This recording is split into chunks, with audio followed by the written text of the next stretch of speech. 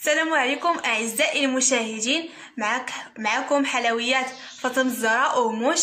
اليوم غادي نقدم لكم انواع تاع لي صابلي بعجينه واحده اللي كيستهلكوا بزاف في المناسبات بمكونات اقتصاديه وما كيستهلكوش بزاف نتاع المواد. عندنا هنا مقادير التحضير.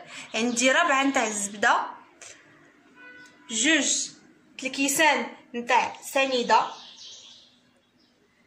قبصة من الملح، دقيق الفرص خاص بالحلويات حسب الخليط. عندي هنا جوج بيضات، عندي هنا حامضة ليمونة للنكهة، وعندي كاس من الزيت. غادي نبدا معكم بطريقة التحضير. غادي ناخذ الليمونة ديالنا الحامضة، غادي ناخذ اي حكاكه عندكم، وغادي نحكو هي القشور الاولانيين ديالها على هذه الطريقه.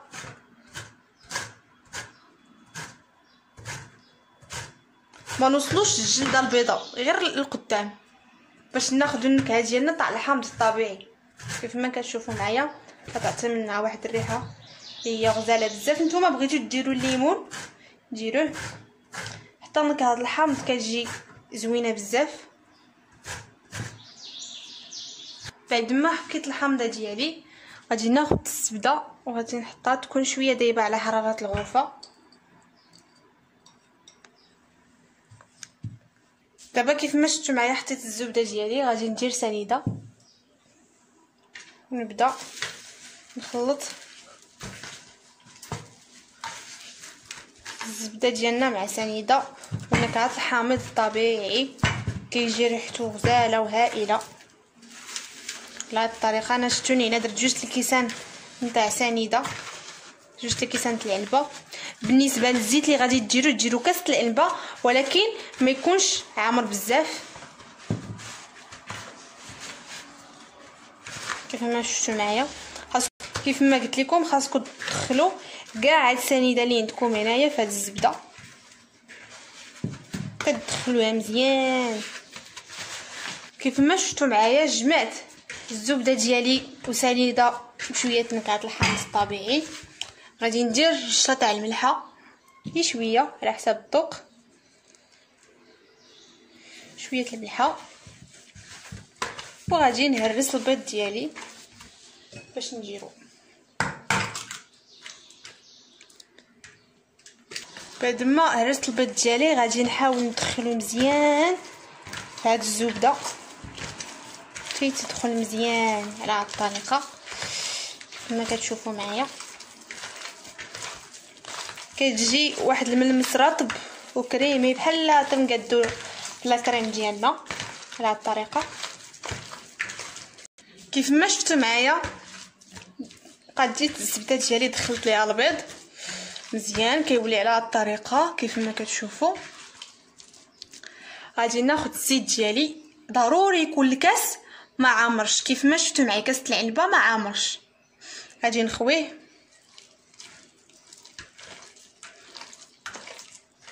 بهذه الطريقه، نخويه بشوي بشوي وحنا كنخلطوا.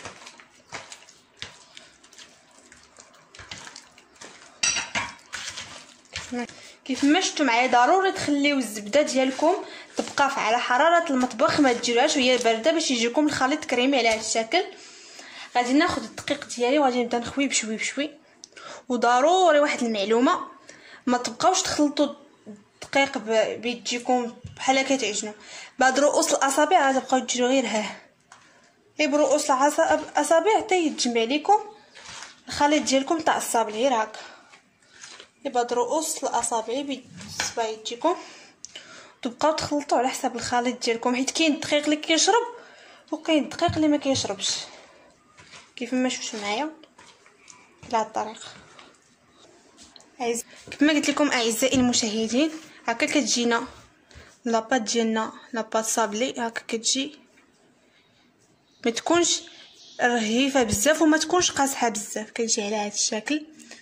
نتوما الدقيق على حسب الخليط ديالكم، وقدر كيف ما قلت لكم في الاول يقدر يكون الدقيق تيشرب وكاين اللي ما كيشربش. غادي تاخذوها على سطح العمل، غادي تاخذوا اي سلوفان او اي ميكا عندكم المهم شي اي بلاستيك غذائي غادي تحاولوا ديروه فوق طاولة العمل بهذه الطريقة، وغادي تجبدوا لاباط صابلي ديالكم بهذه الطريقة.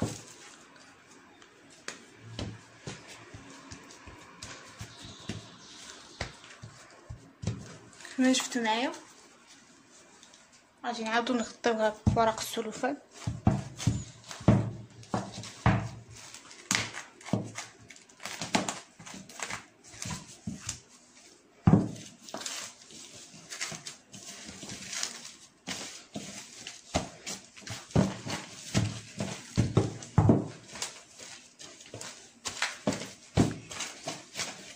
هكا غادي نديرو لاباط ديالنا، لاباط صابلي، وغادي نديروها في الثلاجه باش تراجع شويه وتشد في راسها تقريبا واحد ساعه ونص ولا ساعتين. المهم نتوما الا كنتو مزروبين خليوها واحد ساعه في الثلاجه تتشد في راسها. من الاحسن نديروها ساعتين في الثلاجه. عاد نوريكم كيف بينا نشكلوا ان شاء الله اشكال تاع لي صابلي ديالنا. كيف ما شفتوا معايا اعزائي المشاهدين، بعد ما خرجت لاباط ديالي من الثلاجه تقريبا درت ساعتين، غادي نشكلوا الاشكال تاع الصابلي ديالنا. عندي هنايا المقله فين غادي نحط الصابلي ديالي باش ندخلو الفرن. عندي هنايا انواع الاشكال اللي مول صغار باش كنقطعوا الصابلي. هما عندي انا هذا الشكل تاع خميسه، عندي هذا المثلث، عندي هذا الشكل اللي غادي ندير به جوج المرات، الشكل اللي متقب من هنايا، الشكل الاخر العادي كذلك بحال هذا حتى هو. المهم نتوما الاشكال اللي حبت اختياركم، ولكن الاشكال اللي غادي ندير انا ان شاء الله اليوم هما هادو. غادي نديرو 5 الاشكال. عندي هنا شويه الدقيق باش نحط فيهم لي مول ديالنا باش ما يلصقوش لنا في العجين. عندي هنا غذاء بلاستيك غذائي. دابا غادي نشدو لاباط ديالنا بعد ما خرجتها من الفريكو، غادي نحليها بلاستيك ديالنا الغذائي بهذه الطريقه، وغادي نحاول نقسم غير طريف باش نخدم.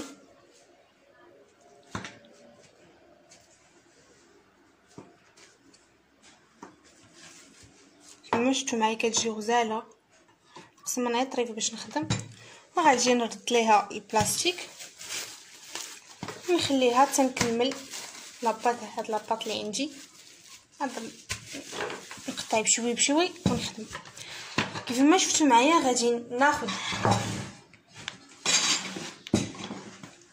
بلاستيك غذائي على هاد الطريقه، غادي ناخذ مقص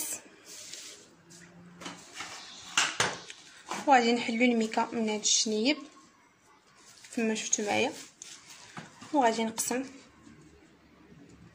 البلاستيك ديالي.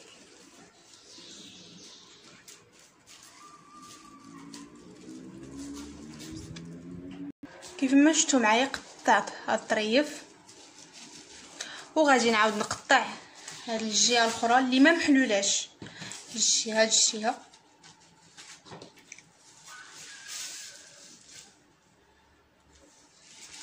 وغادي نقطعوا هاد الطريف على هاد الشكل.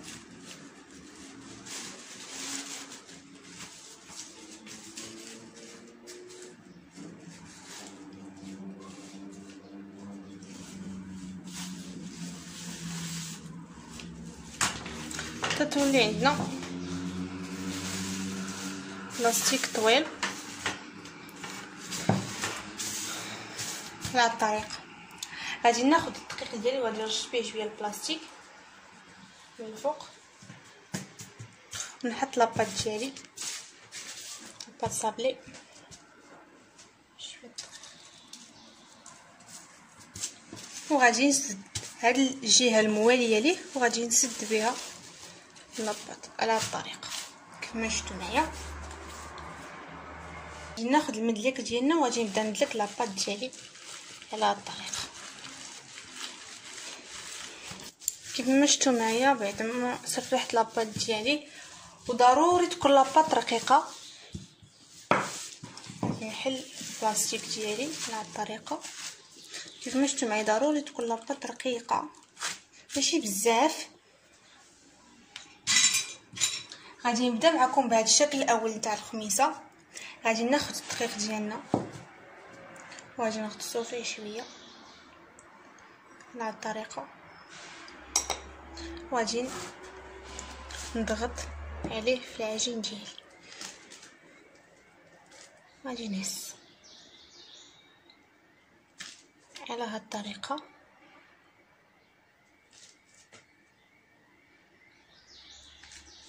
هذا هو الشكل الاول اللي غادي نخدموا به. هذا غادي نوريكم الشكل الثاني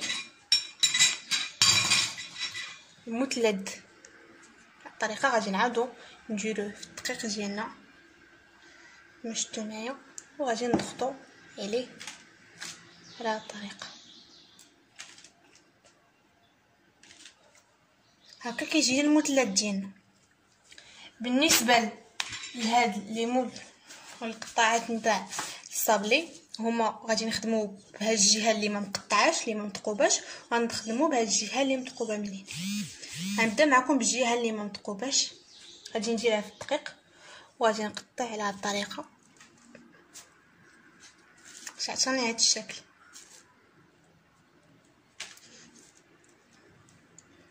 غادي ندوز للجهه اللي متقوبه كيف ما شفتوا معايا من هنا.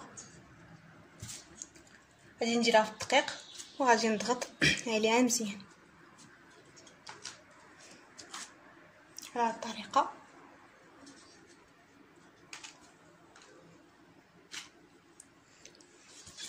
غادي ندوز معكم المول الاخر القطعه الاخرى على الطريقه حتى هي هنا ما متقوبش وهنا متقوب. غادي نديرو اللي ما متقوبش حتى هو غادي نحطو في العجين على الطريقه. بالنسبه للجهه اللي متقوبه غادي نديرها هكا. ضروري خاصكم تحسبوا قد الجهه اللي عندكم فيها دوك الفراغات اللي متقوبه تكون قد الجهه اللي ما فيهاش الفراغات. غادي ناخذ المول الاخر هذا الشكل وانتم على حسب الشكل الاشكال اللي عندكم. انا عجبوني هاد الاشكال بزاف.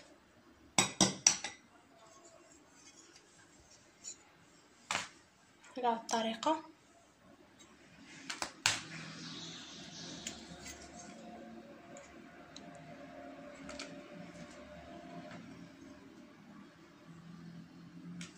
على هاد الطريقه شكلت الاجزاء ديالي نتاع الصابلي كيف ما شفتوا معايا. غادي نوريكم كي غادي تهزوا الصابلي ديالكم اللي قطعتو. غادي تاخذوا على هاد الطريقه تخشيو يديكم تحت الميكا كيف ما شفتوا معايا نتوما. شوفوا تحت الميكا وغادي ديروا العجين ديالكم على هاد الطريقه. غادي تهزوا الصابلي بكل سهوله. هكا كيجينا الصابلي نتاع الخميسه كيف ما شفتوا معايا. غادي نهز الشكل الاخر المثلث ديالنا كيجيكم على هاد الطريقه نتوما. غادي نحطوه قلات. غادي ناخذ الشكل الاخر نوريكم كيفاش كيجي.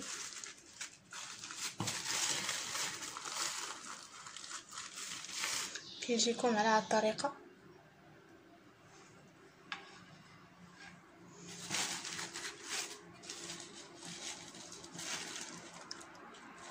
غادي نبدا معكم في هاد الاشكال اللي متقوبين لينا من هنايا اللي ضروري فيهم هاد الفراغات كيبيو شويه التركيز وتكون داك الخاطر حيت تبقاي تحيدي ظريف منهم على هاد الطريقه بشويه.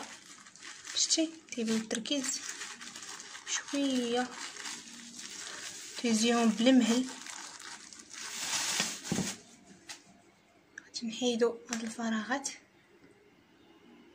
كتجينا على هاد الشكل كيف ما شفتوا معايا. بالنسبه للقليب ديالنا غادي نوريكم كي غادي نديرو ليه. كيجي على هاد الطريقه غادي نحطوه في المقلاة وغادي نوريكم القلب ديالنا الاخر. هزو معايا شويه بشويه كتهزو.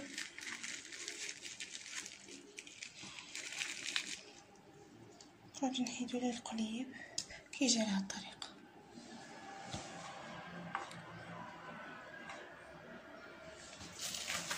بالنسبه لهذا الشكل الاخير غادي نهزو الصابلي ديالنا كتجي على هاد الطريقه.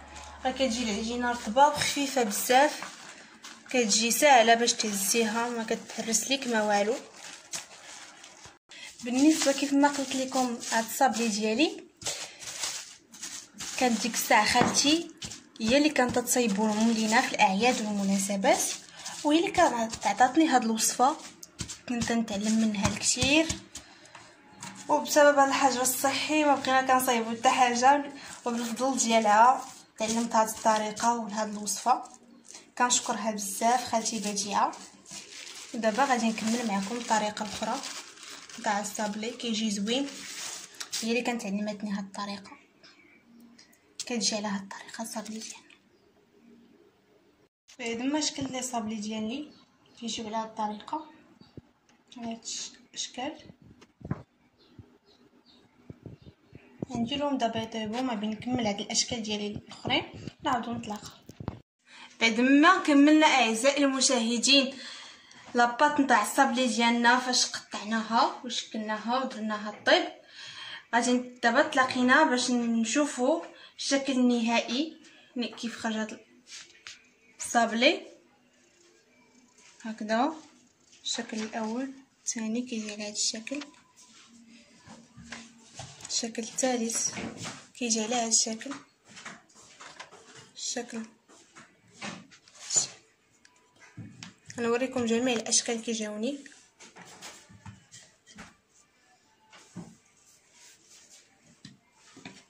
المثلث ديالنا والخميسه نتاعنا هكا كيجيو لنا الاشكال نتاع الصابلي. بالنسبه للتزيين نتوما والاختيار ديالكم، انا غادي نوريكم كيف كندير. عندي هنا ليمون تاع الميكا تاع البلاستيك باش كنشكل ان شاء الله الخميسه، وعندي هنا هذا المول تاع البلاستيك باش نشكل ان شاء الله المثلث نتاعنا على هذا الشكل. عندي هنايا الشوكولاته سوداء، ذوبتها مزيان. وهنا الشوكولا بيضاء. عندي هنا الكونفيتور قسمته على 3 باش ندير ليه الملون. كيف ما شفتوا معايا انا عندي هنا ملون اخضر بنكهه الفستق، وهنا عندي ملون احمر. هنا عندي هاد لي زيستراس باش نشكلوا الصابلي ديالنا. واجيو شوفوا معايا كيف بان نقادو الصابلي. كيف ما شفتوا معايا عاد نبداو بالتشكيل نتاع الدريساج ديالنا. غادي ناخذ مول تاع البلاستيك وغادي ناخذ الشوكولاته سوداء ونبقى نحط شوي في كل. كيف ما شفتوا معايا سمحوا لي خطأت وريتكم شكلاط الحلوه الاول. غادي نبدا معكم بتشكيل الشوكولاته البيضاء. غادي ناخذ المعلقه تاعنا وغادي نخوي في كل قطعه عندي هكا. شكلت الجزيئات ديالي نتاع الشوكولا. غادي ندخلهم للفريغو يجمدوا ونعاودو نتلاقاو باش نقادو الشكل الثاني نتاع الخميصه بالشوكولاط الاسود. دابا اعزائي المشاهدين بعد ما حطيت الشوكولاط ديالنا في الفريغو الابيض، غادي نشكلو دابا الشوكولاط الاسود. غادي ناخذو كيف درنا في الشوكولاط الابيض هكا غادي نديرو الشوكولاط الاسود على هذه الطريقه. تيتشكلوا لنا جميع الجوانب كيف ما شفتوا معايا. نعاود نبعكم واحده اخرى باش تشوفوها كي كتجي تكون تركزوا في هذه المرحله بهذه الطريقه يكونوا كاع الجوانب فيهم الشوكولاته سوداء، ونعاودو نطلقوا بعد ما يشكلوا. هكا كتشكل لينا الشوكولا ديالنا. غادي نحطها دابا في الفريكو ونعاودو نطلقوا باش نزينوا الاشكال الاخرى. دابا اعزائي المشاهدين غادي نشكلوا هذا الشكل ديالنا كتشوفوا معايا. غادي نحط تقريبا الاشكال اللي غادي نخدم بها.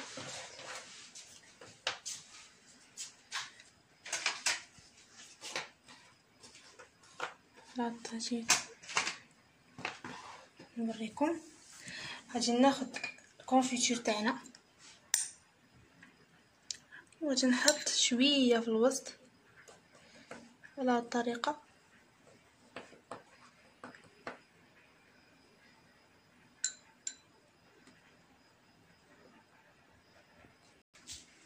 على هذه الطريقه نشكلهم كاملين كيف ما كتشوفوا معايا. نحاول ندير معكم هادو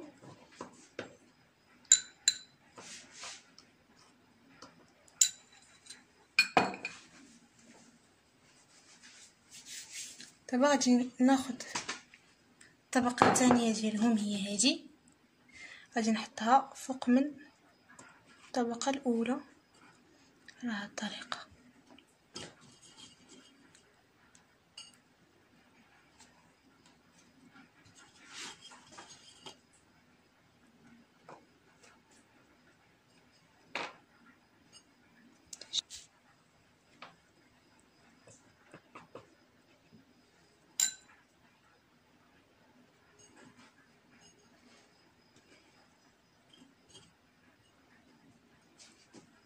يعني تيبان ليا باقي خاصها شويه، غادي نحاول نزيد ليها شويه تاع الكونفيتور باش كاع الاطراف يبانوا لينا انهم فيهم العماره ديالنا. هكا كيجينا هذا الشكل. ندوز هكا كيجيونا. الا بغيتو نتوما تزيدوا هاد لي زاستراس غادي نزيدوهم على هاد الطريقه.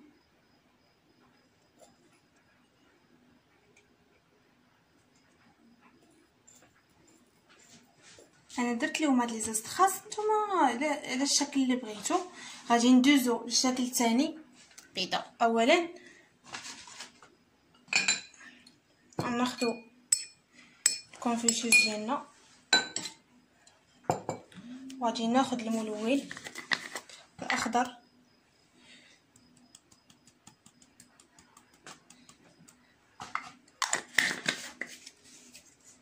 والملون الاحمر،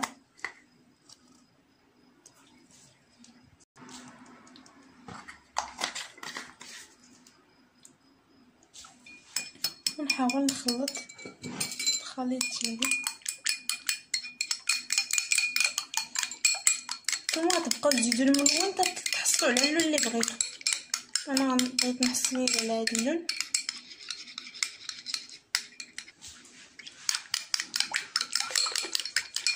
كنحصل على هذا اللون. غادي ناخذ الملون الاحمر ديالنا مع الكونفيتور، غادي نبقى نخلط كنحصل على اللون الاحمر.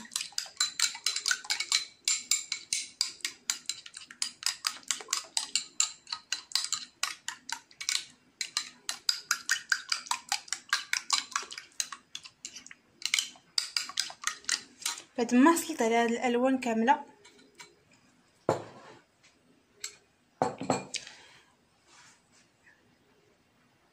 غادي ناخذ دابا الشكل الثاني. غادي نوريكم كي غادي نشكلو معكم بهذه الطريقه. غادي ناخذ شويه من الملون الاحمر ديالنا، وغادي ندير هاد الشنيب على هاد الطريقه.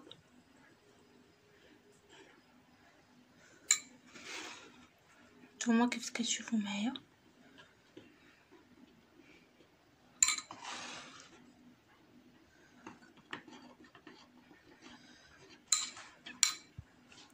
غادي ناخذ الملون الاخضر غادي نشكل الجنب الاخر.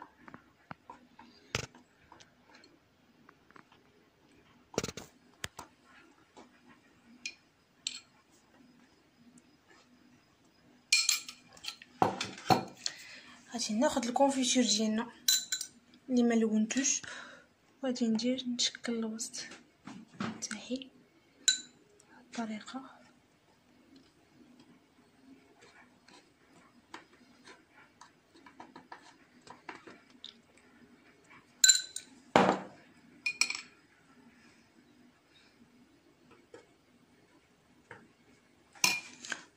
غادي ناخذ الطبقه الثانيه اللي على هذه الطريقه، غادي نحط الملونات تاعي. الطبقه الاخرى غادي نحط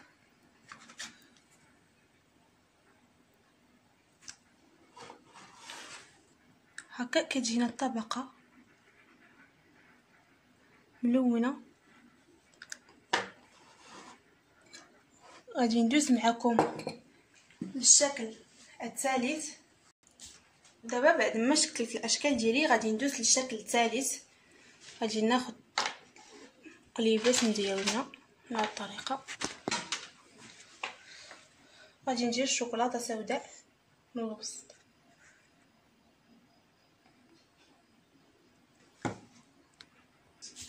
كما شفتوا معايا غادي ناخذ الشكل الاخر.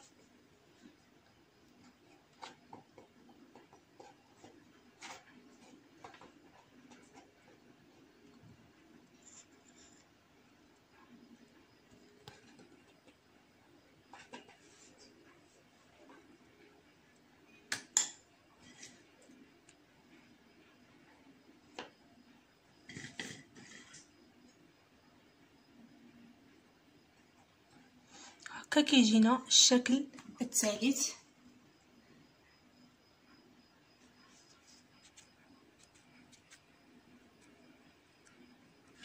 هكا كيتشكلوا لينا بعد ما كنخرجوهم من الفريكو. غادي ناخذ التايب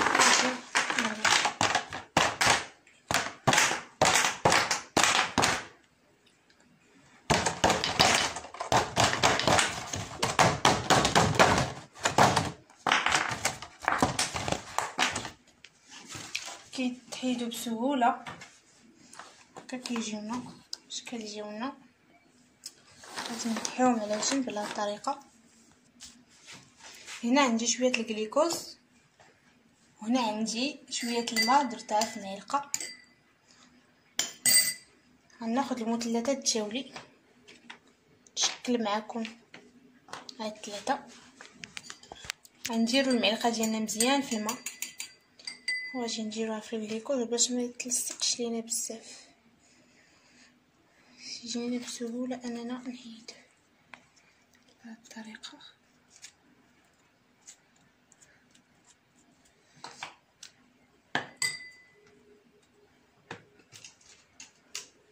الجليكوز كيكون لزج ولاصق، كيلصق مزيان بحال هاد الاشكال نتاع الشوكولا.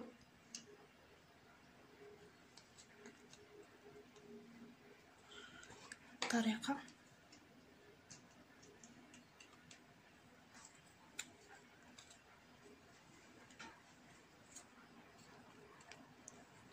كما شفتوا معايا.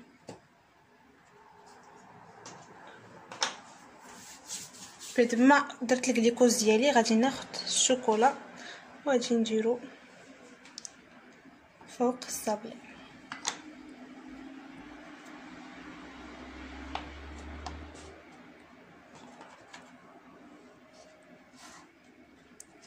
فاش شكلت الصابلي والشوكولا غادي ناخذ الملون احمر وغادي نديرو فوق هذا المثلث اللي عندي بهذه الطريقه.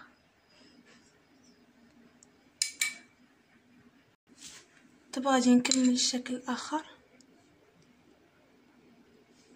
ندير شويه تاع الملون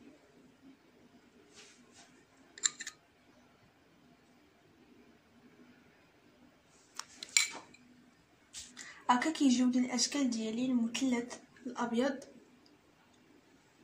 دابا غادي نشكلو المثلث ديالنا الاسود. كنعتذر حيت قبيله قلت لكم نشكلو المثلث ديالنا الاسود هو الخميسه.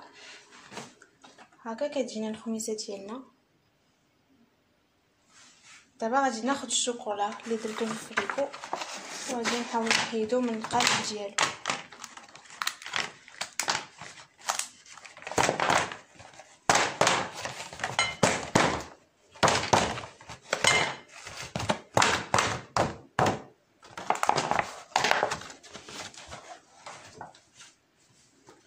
هكا كتجينا الخميسه ديالنا على شكل رائع بحال هكذا.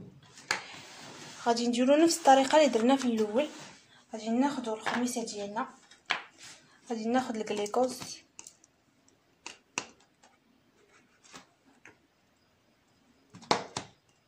غادي نديرو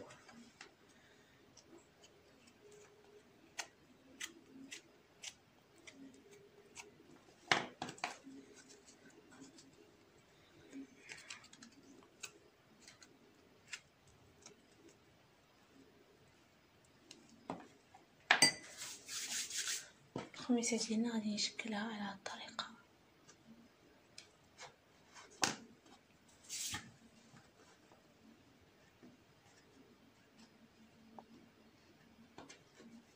هكا كتجينا الخميسه ديالنا بالشوكولا. كيف ما عشتوا معايا اعزائي المشاهدين اللحظات والاجواء اللي حضرنا فيهم الصابلي، دابا غادي نشوفوا الشكل النهائي والاخير ديال الصابلي كي كيجي.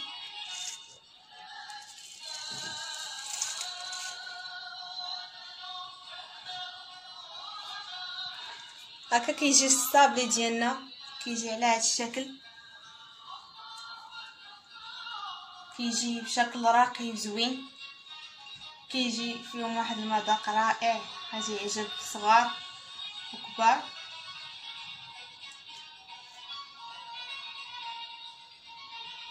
وكيستخدم بزاف في دوازتاي بخصوص في المناسبات المغربيه والاعياد. وغادي نقول لكم اعزائي المشاهدين شكرا لتتبعكم في الصفحه ديالي، وكنقول للمشاهدين اللي يلاه تابعوا الفيديو ديالي، غادي نقول لهم ديروا لي ابوني ولايك الصفحه ديال أموش فاطمه الزهراء، حلويات أموش فاطمه الزهراء. وكنقول لكم شكرا وبصحه والراحه.